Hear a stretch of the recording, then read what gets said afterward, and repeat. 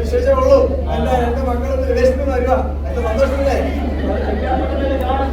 ഉണ്ട് ഇരിക്കുന്നേ. എന്റെ മക്കളൊക്കെ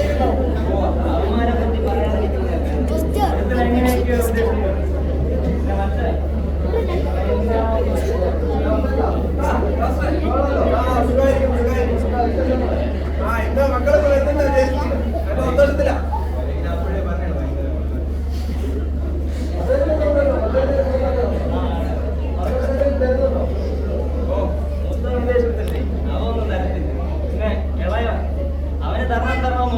ഞാൻ കൊള്ളാതെ ഒഴിഞ്ഞു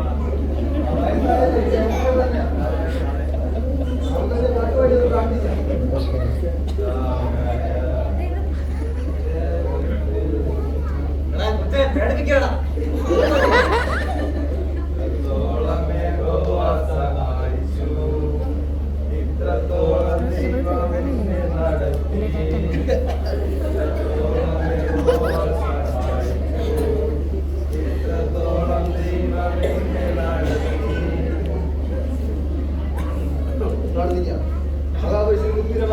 പിതാവേ ഭവനത്തെ അങ്ങനെ ഇറങ്ങിയേൽപ്പിക്കുന്നു. പിതാക്കന്മാരെ അങ്ങനെ ഇറങ്ങിയേൽപ്പിക്കുന്നു. പ്രാർത്ഥിക്കുന്നു. സകലം അങ്ങനെ ഇറങ്ങിയേൽപ്പിക്കുന്നു. വിശുനാമത്തിന്റെ ആമേൻ. എന്നാ ഇറങ്ങട്ടെ? ഓക്കെ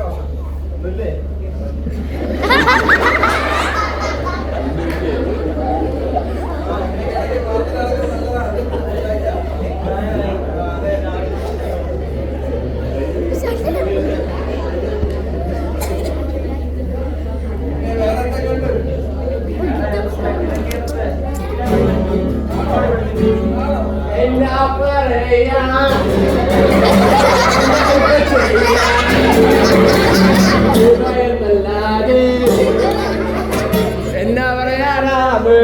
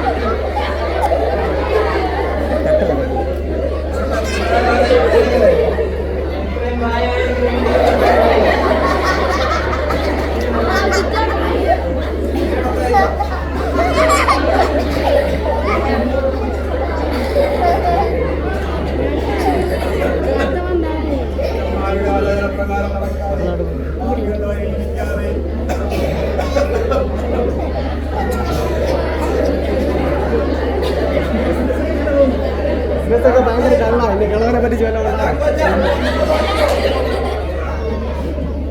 മക്കളെ വെയിറ്റ് ചെയ്തിരിക്കുകയോ? എങ്ങനെയുണ്ട്? എങ്ങനെയുണ്ട് യാത്രയൊക്കെ? ശരി, നിങ്ങൾ സംസാരിച്ചിരിക്കേ. ഞാൻ നിങ്ങൾക്ക് കൊണ്ടുവെക്കാം.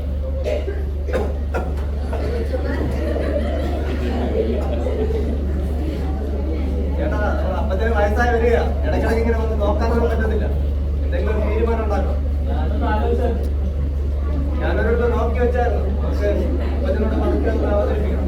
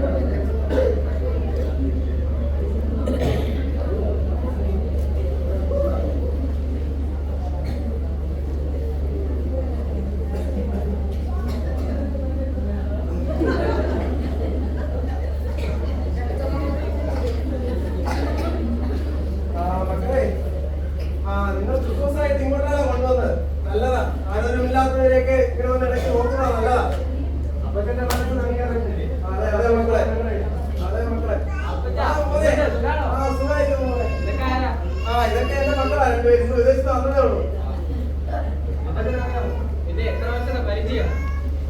നിങ്ങൾ സംസാരിച്ചിരിക്കും, ഞാനത് അങ്ങോട്ട് അത്യാവശ്യം കണ്ടിട്ട് വരാം.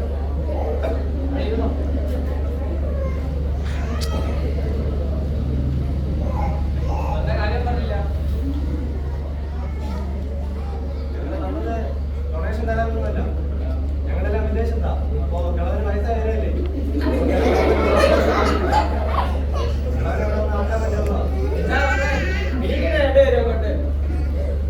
നീയൊക്കെ എങ്ങനെ ഈ നിലയിലെത്തിയത്? കഴിഞ്ഞ 30 വർഷം കൊണ്ട് 30 വർഷം മുമ്പേ ഇയാൾ ഇവിടെ വന്ന് 2 കുഞ്ഞുങ്ങളെ കൊണ്ടുപോയതായിരുന്നു. നിങ്ങൾക്ക് അത് അറിയാവോ? ഇപ്പോ ആ മനുഷ്യൻ നിങ്ങൾക്ക് ബാധ്യത ഉണ്ടോ?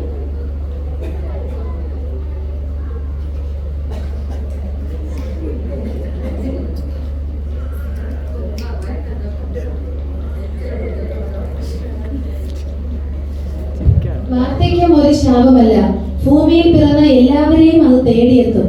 എന്നാൽ പുതിയ കാലത്തെ മനുഷ്യർ അത് ബോധപൂർവം വിസ്മരിക്കുന്നു. അതിന്റെ ഇന്ന് പെരുകിക്കൊണ്ടിരിക്കുന്ന വൃദ്ധസദനങ്ങളും അവിടെ ശരണാർത്ഥികളാകുന്ന വൃദ്ധരുടെ എണ്ണത്തിലെ വർധനയും.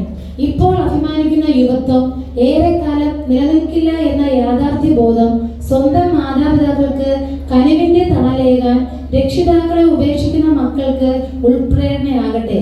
ബൈബിളിൽ പറയുന്നത് പോലെ അപ്പനോട് അതിക്രമം കാണിക്കുകയും അമ്മയെ ഓടിച്ചു കളയുകയും ചെയ്യുന്നവൻ ലജ്ജയും അവമാനത്തുന്ന മകനാകുന്നു. ഇത്രയും പറഞ്ഞുകൊണ്ട് ഞങ്ങളുടെ സ്ക്രിപ്റ്റ് പൂർണ്ണമാകും.